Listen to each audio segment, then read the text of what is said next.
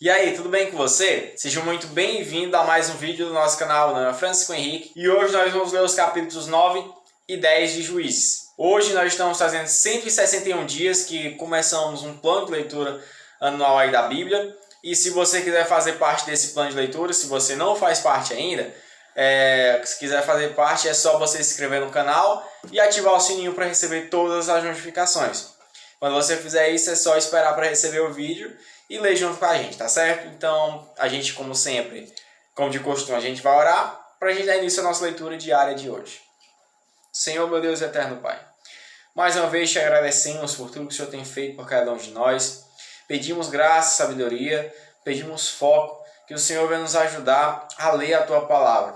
Em nome de Jesus, Senhor, coloque em nosso coração cada vez mais desejo de conhecer mais de Ti.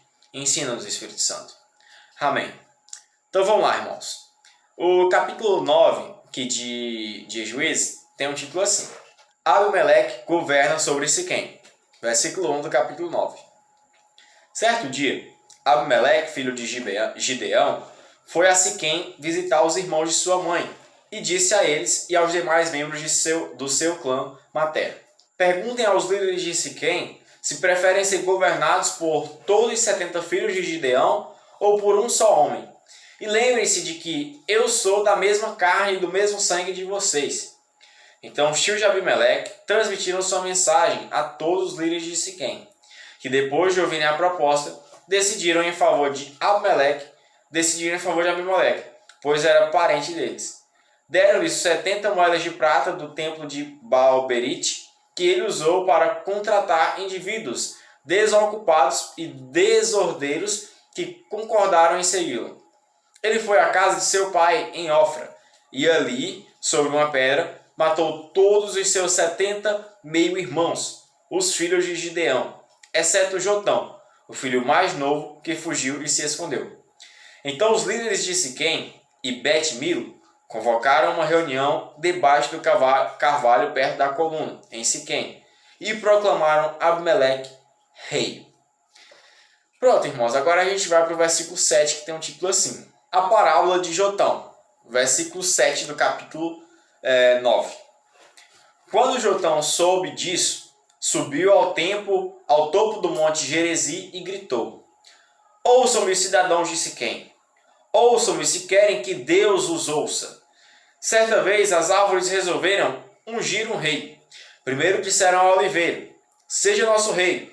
Mas a oliveira se recusou e disse: Devo deixar de produzir óleo que agrada a Deus e às pessoas, só para ser a mais alta das árvores que o vento agita?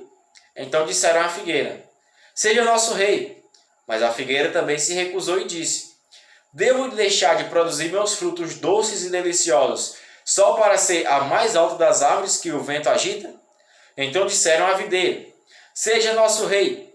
Mas a videira também se recusou e disse: Devo deixar de produzir o vinho que alegra a Deus e as pessoas, só para ser a mais alta das árvores que o vento agita? Por fim, todas as árvores se voltaram para o espinheiro e disseram: Seja nosso rei. E o espinheiro respondeu às árvores: Se querem mesmo ungir-me seu rei, venham abrigar-se à minha sombra. Senão, que saia fogo de mim e queime os cedros do Líbano. Jotão prosseguiu: Será que vocês de fato agiram de forma honrada e íntegra ao proclamar Abimeleque seu rei? Será que foram justos com Gideão e seus descendentes? Vocês o trataram como ele merece, tendo em vista tudo que realizou? Meu pai lutou por vocês e arriscou a vida para libertá-los dos midianitas. Mas hoje vocês se rebelaram contra ele e seus descendentes e mataram seus 70 filhos sobre uma pedra. Escolheram Abimeleque, filho da escrava dele, para ser rei, só porque ele é seu parente. Se hoje agirem de forma honrada e íntegra com Gideão e seus descendentes, então que sejam felizes com Abimeleque, e ele seja feliz com vocês. Mas se não o fizerem, então que saia fogo de Abimeleque, e queime os líderes de Siquém e Bet-Milo, e saia fogo dos líderes de Siquém e Bet-Milo, e queime Abimeleque. Então Jotão fugiu e foi morar em Beer, pois tinha medo de seu irmão Abimeleque. Pronto, Agora a gente vai para o versículo 22, que tem um título assim: Siquém se rebela contra Abimeleque. Versículo 22 do capítulo 9. Depois que Abimeleque havia governado Israel por 3 anos, Deus enviou um espírito que gerou discórdia entre Abimeleque e os líderes de Siquém, que se rebelaram. Foi um castigo para Abimeleque por ele ter assassinado os 70 filhos de Gideão, e para os líderes de Siquém por terem apoiado Abimeleque no assassinato de seus irmãos. Os líderes de Siquém prepararam uma emboscada para Abimeleque no alto dos montes e assaltavam todos que passavam por ali. Contudo, alguém alertou Abimeleque sobre essa conspiração. Nessa época, Gaal, filho de Ebed, se mudou para Siquém com seus irmãos e ganhou a confiança dos líderes da cidade. Depois de irem ao campo, colherem as uvas e pisarem nelas, realizaram uma festa da colheita no templo do deus local. Foi servido vinho à vontade e todos começaram a amaldiçoar Abimeleque. Quem é Abimeleque? Disse em alta voz Gaal, filho de Ebed. Se não é um verdadeiro filho de Siquém, por que devemos servi-lo? É apenas filho de Gideão, e esse Zebul é apenas seu ajudante. Sirvam aos verdadeiros filhos de Amor, o fundador de Siquém. Por que devemos servir a Abimeleque? Se eu estivesse no comando, me livraria de Abimeleque. Diria a ele: convoque seus soldados e venha lutar. Mas quando Zebul, que governava a cidade, tomou conhecimento das palavras de Gaal, ficou furioso. Enviou mensageiros a Abimeleque em Arumá para lhe dizer: Gaal, filho de Ebed, e seus irmãos se mudaram para Siquém e estão instigando a cidade a se rebelar contra você. Venha de noite com seu exército e esconda-se nos campos. Pela manhã, assim que o sol nascer, ataque a cidade. Quando Gaal e aqueles que o acompanham saírem para lutar contra você, façam com eles o que desejar. Então Abimeleque e todos os seus homens saíram de noite, dividiram-se em 4 grupos e armaram uma emboscada ao redor de Siquém. Gaal, filho de Ebed, estava à porta da cidade, enquanto Abimeleque e seu exército saíram de seus esconderijos. Quando Gaal os viu, disse a Zebul: olhe, há pessoas descendo do alto das colinas. Zebul respondeu: são apenas as sombras dos montes que se parecem com homens. Mas Gaal insistiu: não, são pessoas descendo das colinas. E outro grupo vem pela estrada que passa pelo carvalho dos adivinhos. Zebul se voltou para ele e perguntou: onde foi parar toda a sua conversa? Não foi você que disse quem é Abimeleque e por que deveriam servi-lo? Os homens dos quais você zombou estão logo ali do lado de fora da cidade. Saia e lute contra eles. Então Gaal marchou à frente dos líderes de Siquém para a batalha contra Abimeleque. Abimeleque perseguiu Gaal, e muitos homens de Siquém foram feridos e caíram pelo caminho enquanto recuavam até o portão da cidade. Abimeleque voltou a Arumá, e Zebul expulsou Gaal e seus irmãos de Siquém. No dia seguinte, o povo de Siquém saiu para guerrear nos campos. Abimeleque soube disso, dividiu seus homens em 3 grupos e armou emboscadas nos campos. Quando Abimeleque viu o povo sair da cidade, ele e seus homens saíram de seus esconderijos e atacaram. Abimeleque e seu grupo tomaram de assalto o portão da cidade para impedir que os homens de Siquém voltassem para dentro. Enquanto isso, os outros 2 grupos atacaram e mataram aqueles que estavam nos campos. A batalha durou o dia inteiro.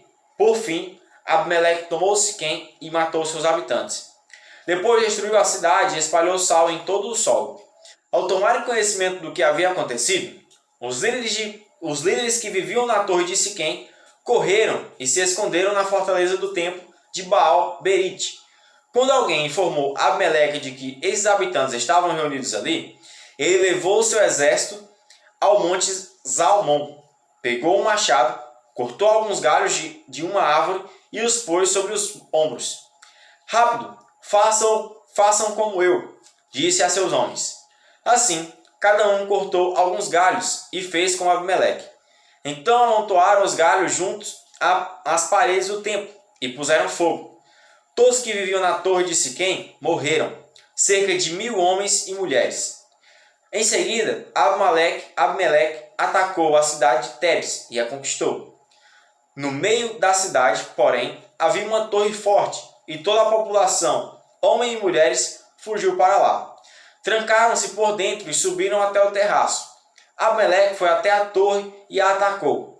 Mas quando se preparavam para incendiar a entrada da torre, uma mulher que estava no terraço jogou na cabeça de Abimeleque uma pedra de moinho, que rachou o seu crânio. Sem demora, ele disse a seu jovem escudeiro: "Tire a espada e mate-me. Assim ninguém dirá que uma mulher matou Abimeleque." O jovem o atravessou com sua espada e ele morreu. Quando os israelitas viram que Abimeleque estava morto, debandaram e voltaram para casa. Desse modo, Deus castigou Abimeleque pelo mal que ele havia feito a seu pai, matando os 70 irmãos. Deus também castigou os homens de Siquém por toda a sua maldade. Assim cumpriu-se a maldição de Jotão, filho de Gideão. Pronto, irmãos, nós encerramos aí o capítulo 9, no versículo 57, aí do capítulo 9. Agora a gente vai pro capítulo 10, que tem um título assim: Tolá se torna juiz de Israel. Depois da morte de Abimeleque, Tolá, filho de Paú, filho de Dodô, foi o próximo libertador de Israel. Era da tribo de Issacar, mas morava na cidade de Samir, na região montanhosa de Efraim. Julgou Israel por 23 anos. Quando morreu, foi sepultado em Samir. Pronto, agora a gente vai para o versículo 3, que tem um título assim: Jair se torna juiz de Israel. Versículo 3 do capítulo 10. Depois que Tolá morreu, Jair de Gileade julgou Israel por 22 anos. Seus 30 filhos montavam 30 jumentos e possuíam na terra de Gileade 30 cidades, que até hoje são chamadas de cidades de Jair. Quando morreu, foi sepultado em Camon. Pronto, irmãos. Agora a gente vai para o versículo 6, que tem um título assim: Os amonitas oprimem Israel. Versículo 6, capítulo 10. Mais uma vez, os israelitas fizeram o que era mal aos olhos do Senhor. Serviram as imagens de Baal e Astarote, e aos deuses da Síria, de Sidom, Moabe, Amon e da Filístia. Abandonaram o Senhor e deixaram de servi-lo. Então a ira do Senhor se acendeu contra Israel, e ele os entregou nas mãos dos filisteus e dos amonitas, que começaram a oprimi-los cruelmente, naquele mesmo ano. Durante 18 anos, oprimiram todos os israelitas a leste do Jordão, na terra dos amorreus, isto é, em Gileade.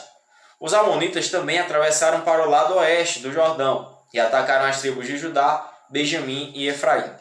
Os israelitas ficaram muito angustiados e por fim pediram socorro ao Senhor.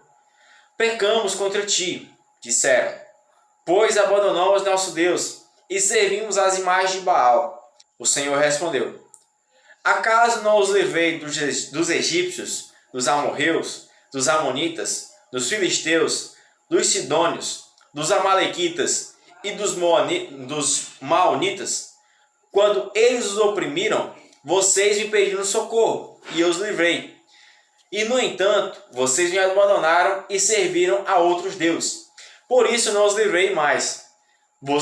Vão e clamem aos deuses que vocês escolheram, que eles os livrem deste momento de angústia." Mas os israelitas suplicaram ao Senhor: "Sim, pecamos. Castiga-nos como te parecer melhor, mas livra-nos hoje de nossos inimigos." Então eles se desfizeram dos deuses estrangeiros e serviram ao Senhor. E ele teve compaixão deles por causa de seu sofrimento. Quando os exércitos de Amon foram convocados para guerrear e acamparam em Gileade, os israelitas se reuniram e acamparam em Mispá. Os líderes de Gileade disseram uns aos outros: "O primeiro que atacar os amonitas governará todo o povo de Gileade." Pronto, irmãos. No versículo 18 do capítulo 10, a gente encerra aqui, conclui a nossa leitura diária de hoje. Meus irmãos, como sempre, que o Senhor continue abençoando, dando graça e sabedoria a cada um de vocês, que a cada dia a gente continue mais firme no propósito e que a gente venha voltar aqui amanhã para a gente continuar a ler a palavra do Senhor. Então, desde já eu desejo um ótimo dia para vocês, que o Senhor continue abençoando a vida de cada um. Tchau, valeu e a paz do Senhor.